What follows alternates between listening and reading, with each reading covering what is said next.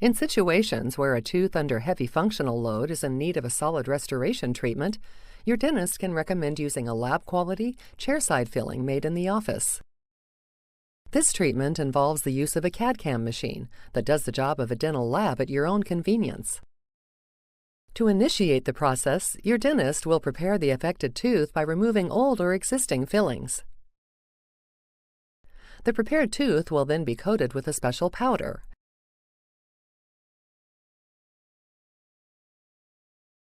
And a scanner will be used to create a digital impression of the tooth. The captured image will then be transferred from the scanner to the software on the chairside computer, where your dentist can reconstruct the tooth and virtually create a dental crown. Upon completion, the computer wirelessly signals the CAD/CAM machine to begin creating the restorative material. The milling unit will then cut out and shape the final restoration from a solid block of porcelain material.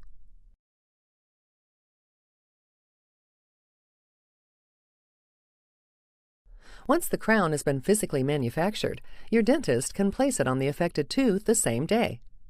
This saves the patient from returning for a second appointment.